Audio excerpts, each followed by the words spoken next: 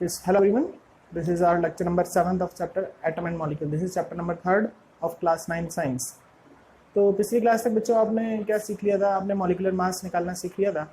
और आज की क्लास में अपन ने जैसा बात करी थी कि अपन परसेंटेज निकालना सीखेंगे, तो उस चीज़ को अपन देख रहे हैं। देखिएगा,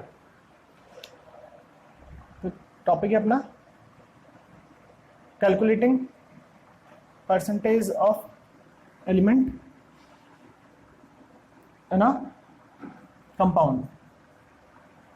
किसी कंपाउंड में कोई एलिमेंट प्रेजेंट है तो उसका परसेंटेज कितना होगा वो कैलकुलेट करना है।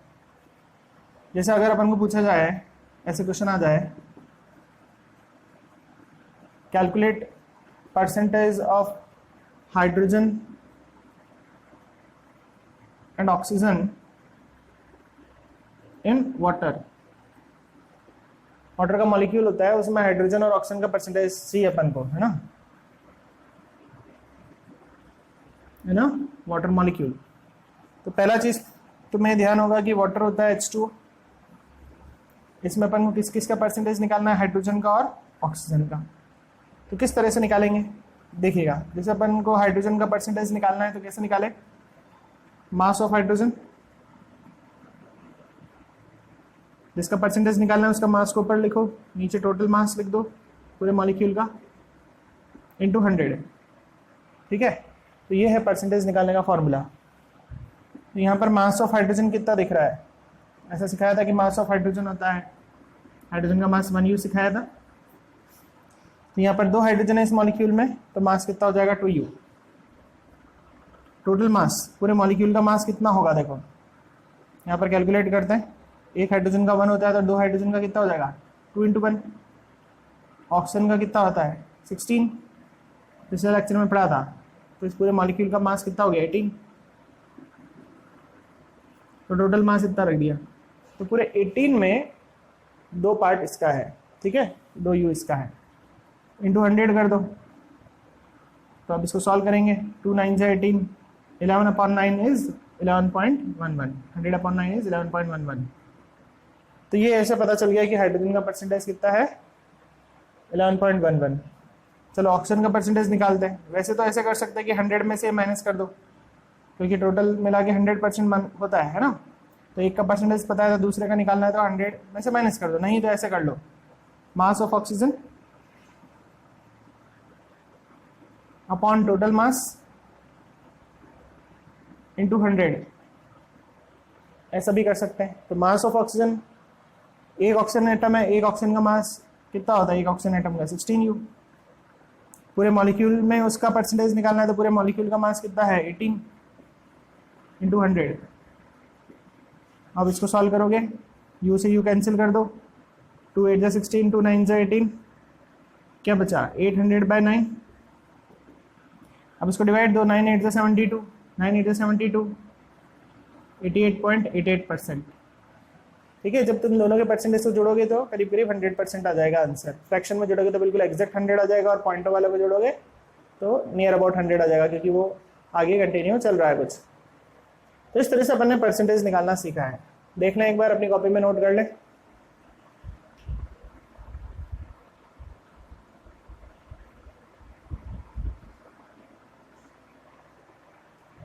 चलो अब एक क्वेश्चन और ट्राई करते हैं, एक परसेंटेज और निकाल के देखते हैं। एक और एग्जांपल लेते हैं इसका।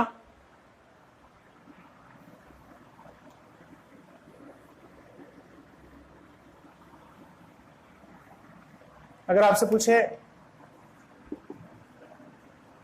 Calculate percentage of carbon and oxygen in carbon dioxide molecule, तो एक मॉलिक्यूल ले लिया CO2 का, उसमें कार्बन और ऑक्सीजन का परसेंटेज निकालना है। तो कैसे निकालें परसेंटेज ऑफ कार्बन?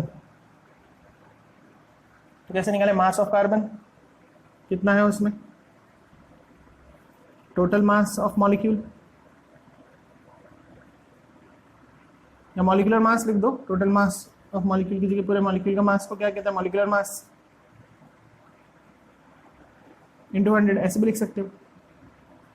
तो कार्बन का मास, ये याद रखना है, पिछली क्लास में मैंने बताया था कि कार्बन का मास होता है कितना? 12U।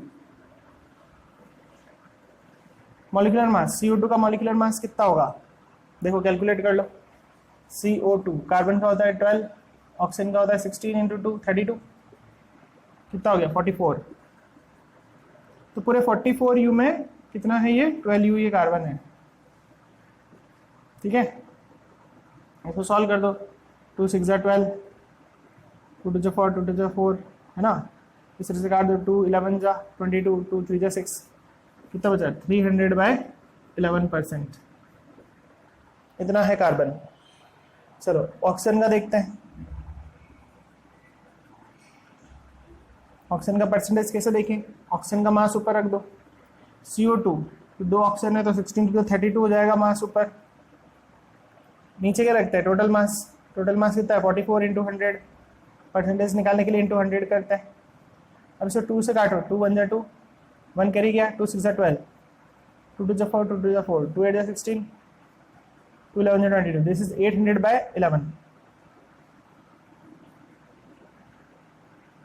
ठीक है। अब अपन को चेक करना है कि अपना आंसर सही है कि नहीं है, तो दोनों जो इसमें कंपोनेंट थे उनके जो भी परसेंटेज आए ऐड करके देखो, अगर टोटल आंसर 100% आ जाएगा तो इसका मतलब सही है। तो देखो पहले का आंसर अपना था 300/11 और दूसरे का है 800/11, कुल मिला के हो गया ना पूरा, तो ये कितना हो गया 1100/11, हो गया 100% काम, तो इसका मतलब वेरीफाई भी कर लिया है। देख लें यहाँ तक, इसको भी नोट कर लें।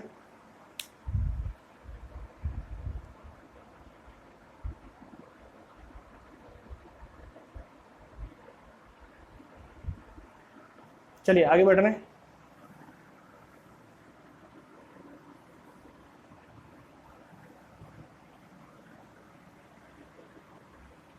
अब जैसे अपन को बोल दें, क्वेश्चन है calculate percentage of water of crystallization in Na2CO3.10H2O, इसे बोलते हैं, इसका नाम याद रखना है, इसको वॉशिंग सोडा बोलते हैं। और ये जो वाटर अटैच है ना, इसे बोलते हैं वाटर ऑफ क्रिस्टलाइजेशन। किसी फॉर्मूले के साथ कितने वाटर के मॉलिक्यूल अटैच है उसे बोलते हैं वाटर ऑफ क्रिस्टलाइजेशन। तो इस पूरे में वाटर ऑफ क्रिस्टलाइजेशन का परसेंटेज निकालना है, तो कैसे निकालें, वाटर ऑफ क्रिस्टलाइजेशन मतलब ये वाटर की बात चल रही है, तो इसका परसेंटेज निकालना है, तो इसका mass upon total mass into 100। तो कैसे करें, तो सॉल्व करेंगे तो अपन लिखेंगे mass of water molecule upon total mass of that compound into 100, ये करोगे। मास ऑफ वाटर मॉलिक्यूल कितना होगा H2O, H का होता है 1, 2H है तो 2 हो गया, ऑक्सीजन का कितना होता है 16, तो वाटर का कितना हो गया 18।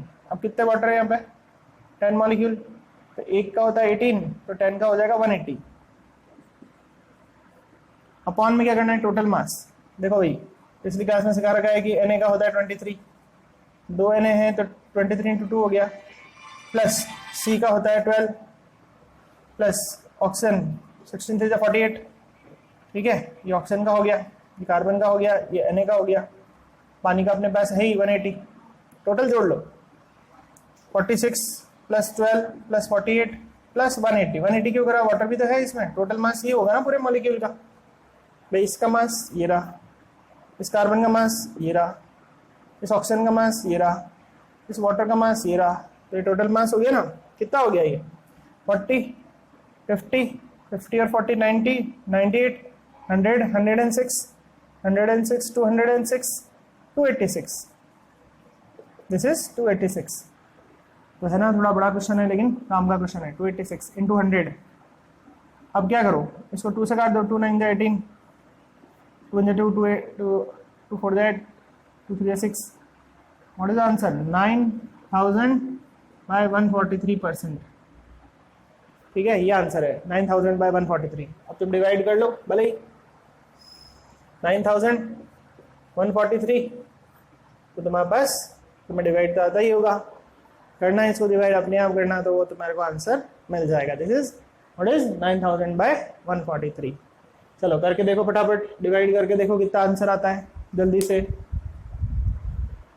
9000 बाय 143 डिवाइड करके देखो कितना परसेंट आता है। देखो बहुत इंपॉर्टेंट क्वेश्चन था। वाटर ऑफ क्रिस्टलाइजेशन का मतलब किसी कंपाउंड में कितने वाटर के मॉलिक्यूल अटैच्ड है, और ये पर्टिकुलरली ये याद कर लेना Na2CO3.10H2 वॉशिंग सोडा को बोलते हैं।